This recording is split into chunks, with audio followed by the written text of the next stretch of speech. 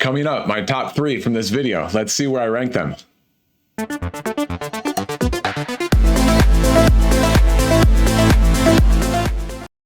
Welcome to KDX Bricks Analytics, where I watch all the Lego investing and reselling videos so that you don't have to. So let's jump right into it.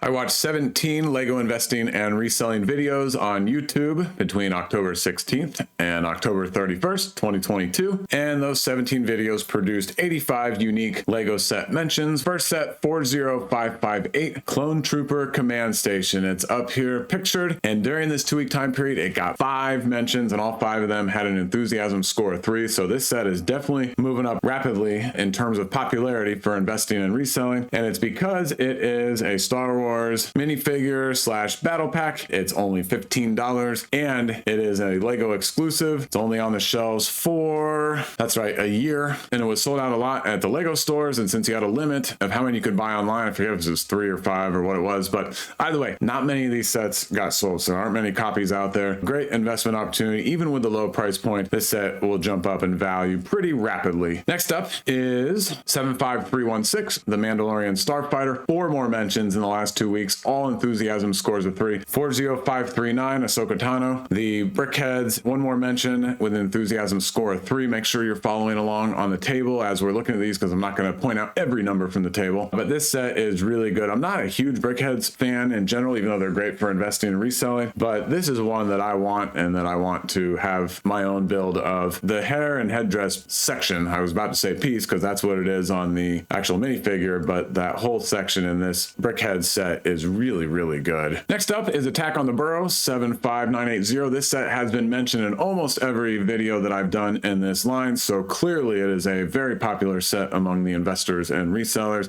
Oh, and don't forget, my videos are for entertainment purposes only. I do not provide financial advice. You got to get that from somebody else. And same thing with this set, 76392, Hogwarts Wizards Chess. Comes with the golden Professor Snape minifigure because it's a 20th anniversary Harry Potter set. Obviously, this set all reminds us of one of the best scenes in the first movie. Now on to another Harry Potter, 76397, Hogwarts Moment, Defense Against the Dark Arts class. This is one of the better ones, so it got another mention with an enthusiasm score of 3. The Armor's Mandalorian Forge, it's a Mandalorian set, 3 outstanding minifigures, 4 more mentions with an enthusiasm score of 2.8 during this 2-week time period, and I totally agree. I don't think you can get enough of this set. And now on to 75277, Boba Fett helmet. This set also continues to come up over and over in these videos, and even though it's been on the shelves for a long time and heavily discounted, I think a lot of people agree with me that it's the best of the first 3 in this Star Wars helmet series, and of course they continue to make a bunch more. Yes, there is an over hoarding concern, but if you're willing to hold on to them for a little while, they should do very well. 40557, Defense of Hoth, the other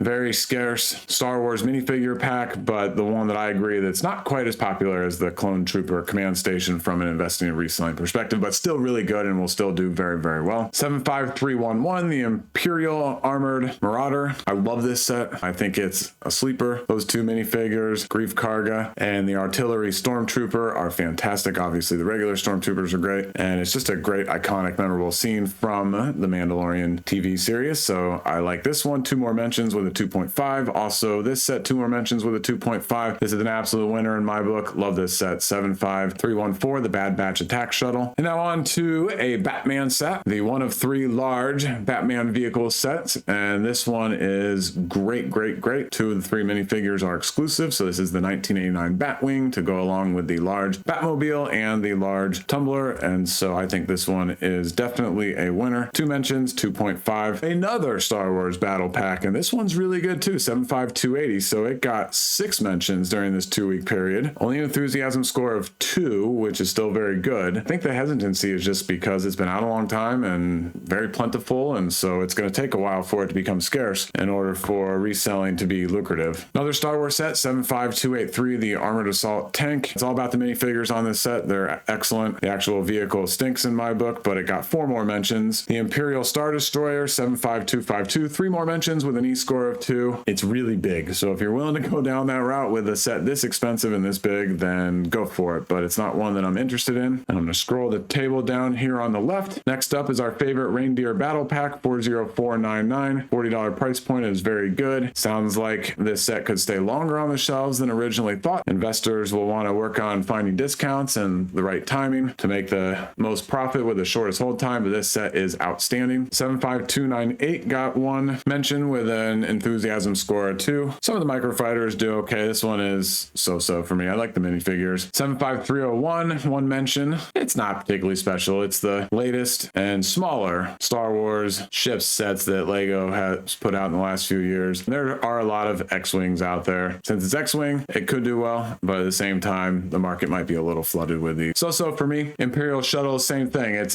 the newer version, just like the TIE Fighter, which I think is coming up here in a minute. A slightly smaller version of what they've done in the past. You know, also a lower price point, which is handy. This is not my favorite shuttle at all, but it does have Darth Vader, so I'm sure it'll do okay. 75302, the Imperial Shuttle. Next up, 75310, Duel on Mandalore. $20 for 2 great minifigures and some extra pieces. That Ahsoka Tano minifigure is outstanding. Of course, Darth Maul, especially with that toe printing down there, is always good. 75321, the Razor Crest Micro Fighter. I like it. I know the minifigure isn't the best. 76238, the classic TV series Batman cowl. I'm just not a big fan of either of the Batman cowls that came out recently. This is the better of the two, so this one got one mention with an enthusiasm score of 2. This set is absolutely fantastic. 76395 for $30. You get 5 figures, including the Golden Professor Coral. Same thing with this set. 1970 Ferrari 512M. To me, it's the best single car Speed Champion set out there right now. It is fantastic. And so this set I expect to rise up in mentions and enthusiasm, but during this 2-week period, one mention for an enthusiasm score of 2. Scrolling down in the table to see the rest of it, everything else has an enthusiasm score of 1, and everything else only got one mention other than this set right here, which got 2, which is the Imperial Probe Droid. This set's gradually growing on me, just partly because of the base too. Like the whole scene looks really good, and it will fit in really well with all the other Star Wars sculptures and the helmet set. 10266, NASA Apollo 11 Lunar Lander, $100 price point, gold painted and silver painted pieces. Just a great setting and scene and stand. I love it, love it, love it.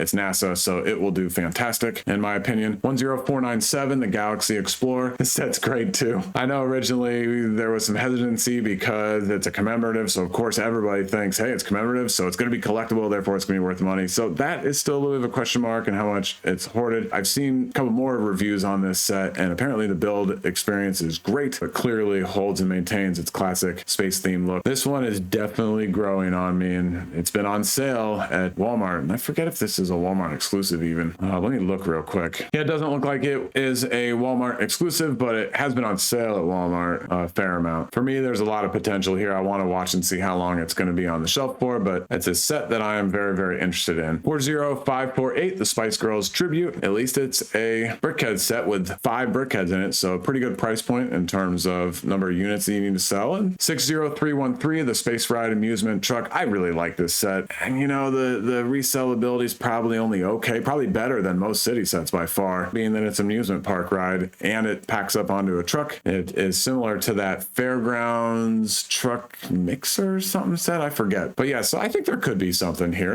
Maybe not much, but something. An outstanding $10 set. This set is fantastic for $10. 60344, Chicken Hen House. There aren't a lot of farming sets, so this could do okay in the secondary market, but being that it's $10 price point, you'd have to sell a lot of units. Another mention in favor of 71040, the Disney Castle. 75296, Darth Vader Meditation Chamber. This has been in a lot of my videos so far. Another mention. 75300, I mentioned earlier we would get to the Imperial TIE Fighter. Again, another standard classic Star Wars vehicle, but in a little smaller size, therefore it can be a lower price point, and it's a pretty decent set. There are a lot of TIE Fighters out there, so we'll see how it does. 75305, Scout Trooper Helmet. I like this set a lot. The helmets do really well, and there are a lot of completionists out there that will want this set, so I think it'll do well. 75315, a set that can do well if you can get it heavily discounted, because the minifigures are great. 75317, one mention for this set. It's Mandalorian and it's brickhead, so you'd think it would do well, but there's a lot of question marks out there about it because it has been heavily discounted and it is very plentiful on the shelves. 75318, The Child. This set is okay. I don't like most of the other large Star Wars figure sets. Definitely don't like the Yoda set, but this one is decent. I gotta check here. How long has this been out? So it's already been out a couple of years, and it's $90, so not bad on the price point. We'll see. It depends on how much longer it's going to be on the shelves. Now on to one of my favorites,